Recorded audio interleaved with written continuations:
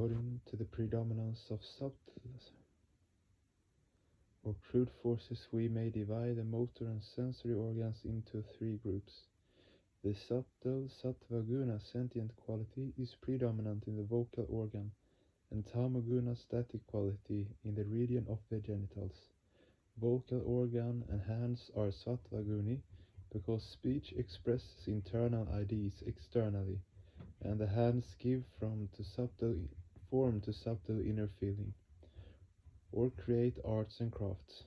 The feet are rajoguni, mutative, due to their kinetic or locomotive characteristics, and the anus and the genitals are tamaguni, static.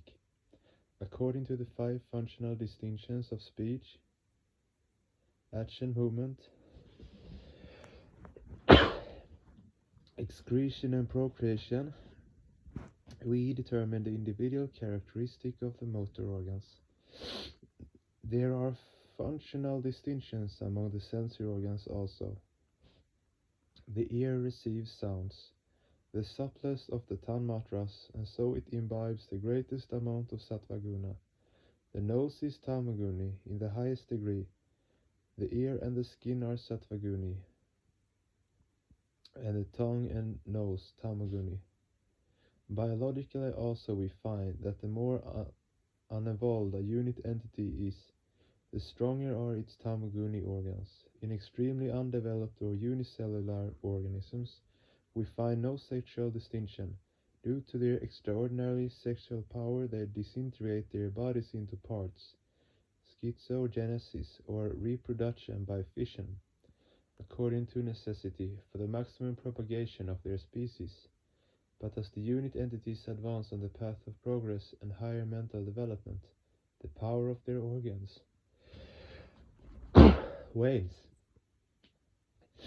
and as a result the higher organisms cannot bring forth their progeny singly due to their low sexual potentiality. So the distinction of male and female become a necessity. I've already said that pranaha, the vital principle, is tamagunatmaka, for in its object the dharya, steadiness alone, is the predominant factor. For lack of more than one organ under it, the prana is collectively static. The greater the control one has over this vital principle of prana, the stronger is one's power to accept or reject samskaras. These accepted or rejected samskaras are perceived in the mind during the still condition of the prana, wherein prana finds its fulfillment.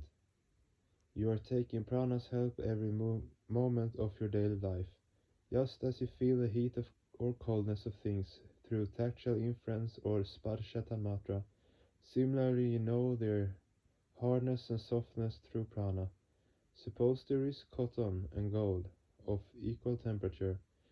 The eye sensory organ will see them, the skin sensory organ will feel their hotness or coldness, and the prana will feel the hardness of the gold and the softness of the cotton. The ear sensory organ will hear the song, and the prana will appreciate its melody. The ears will hear the scandal, and the prana will receive its harshness and severity. And thus, hearing will become hurt and feel pain. It will hold anguish, dharya, in the mind. This capacity of the prana to hold feelings we call the vital core, or marma, the term hard or soft, that you apply to a person on the basis of your knowledge of the hardness of iron or the fluidity of water, are also derived from your prana body, bodha, your prana bodha, or vital sense. A hard man does not mean that the man is hard to touch. A hard thought wave is received by the prana when the skin organ touches something hard. You call a man hard only when his speech or behavior creates a similarly hard thought wave in your prana through the medium of any other organ. In the same manner, you call many people soft also, don't you? What is this prana bodha? I have already said that when the nerve or force of acceptance or reaction of inferences tanmatras establishes contact between its object and the Sthira Bhumi, or a perceptive plate of the Chitta, then alone does sense come into being. All the forces of the world prove their existence in this dynamic Sthira Bhumi. The wave by which your acceptance or reaction of the Tanmatras takes place cannot be a perennial one, because its permanence precludes the possibility of sensing. If the eyes could apprehend form waves uniformly and continuously, or the form waves were themselves continuous and uninterrupted, then due to their lack of division, the object to be held by the prana could not have a place in the Sthira Bhumi of the Chitta. In order to effect breaks in the waves, they have to be pulsative, and the stream of waves also has to be interrupted by pauses. Energy is not continuous, but flows in definite little jumps.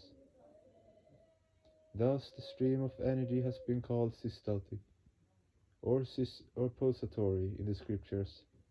This applies equally to all inferential tanmatric flows, and these currents are received during their phase of contraction in Sthira Bhumi, or the Chitta, with the help of the prana. So the more steadiness one can create in the prana, the firmer and stronger shall be one's power of receptivity. The receptive power of prana finds great scope for expression in a calm mind, with a calm body and calm organs, and its retentive power wanes tremendously during physical or mental restlessness. That is why a restless-minded boy cannot memorize his lessons. He cannot retain them in this prana. A fickle-minded young man can earn his bread by hard labor, but he cannot take any serious responsibility. Nityada yanga bhutani bhavantina bhavanticha kalena lakshya vigina sukshma tvatana drishyate.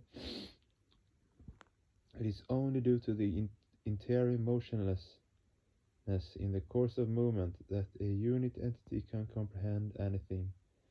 If one becomes restless, one cannot feel an object in the proper perspective, but there may be at least indistinct knowledge of the object due to a relatively slight calmness that still remains in the restlessness.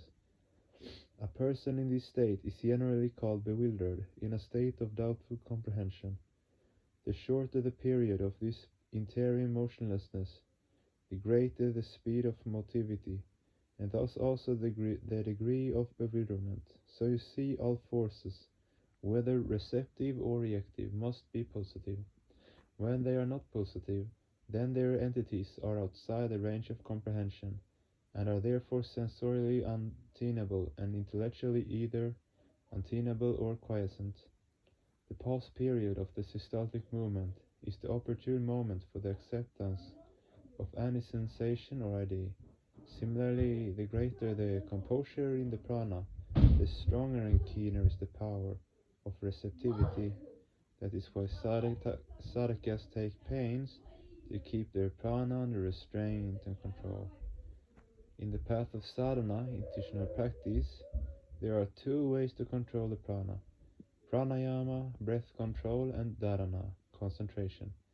Pranayama yesaha pranayamaha tasmin sati svasa prashva shayor gati vishedaha pranayamaha.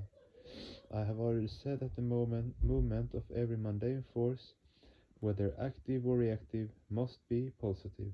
The period of concentration or cessation is the concluding state of the vital function. When this state of cessation is established permanently in the unit body, the vital functions totally cease. This is the state of death. In such a condition, the mind and the other organs are inactive, and so in this long-lasting cessation, nothing can be accepted or retained. The practice of pranayama is the practice of control of the prana, of the expansion of the period of pause, for the maximization of the power of concentration and receptivity. The vital expansion of the pranayama sadhakas is also pulsative, the only difference being that the pause is comparatively long.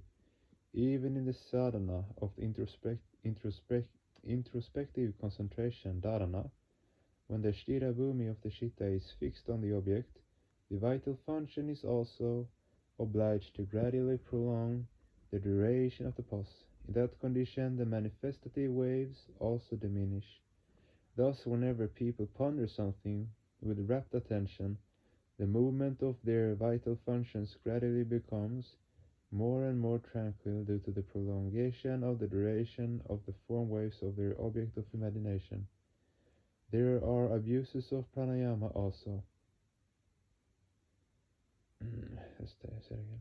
In that condition, thus, whenever people ponder something with rapt attention, the movement of their vital functions gradually become more and more tranquil due to the prolongation of the duration of the form waves of their object of imagination. There are abuses of pranayama also. If sadhakas during the period of pranayama induced contraction indulge themselves merely in the parading of their own petty vanity,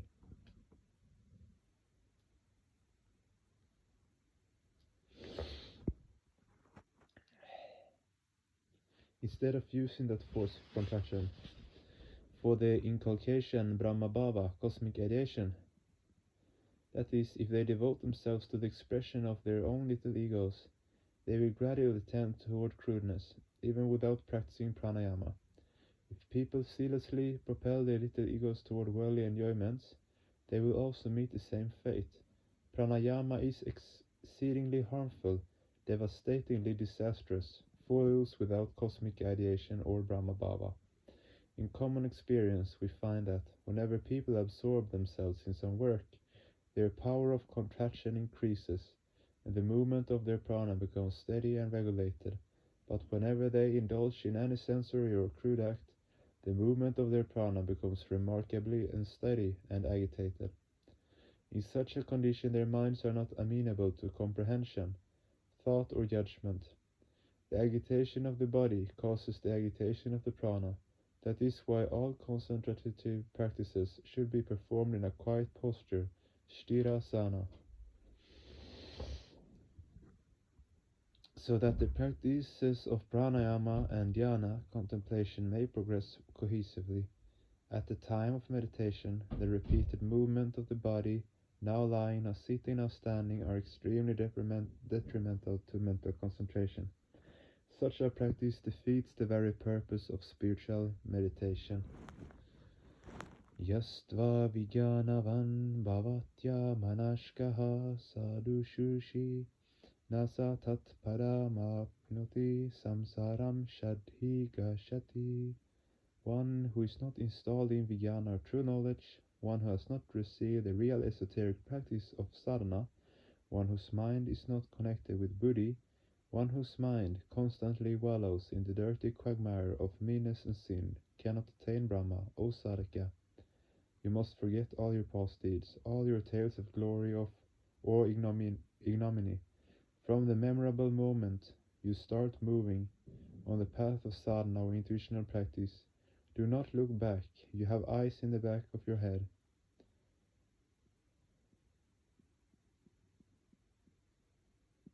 As indispensable as it is to be cautious and careful, so that the self-created tornado propelling you forward does not dash you down to the ground to ensure your safe journey ahead, you may sometimes throw back a cursory glance and no more. I am immoral, I am impure, I am a sinner. O Lord, save me. Do not give indulgence to such a mentality, for as a person thinks, so he or she becomes.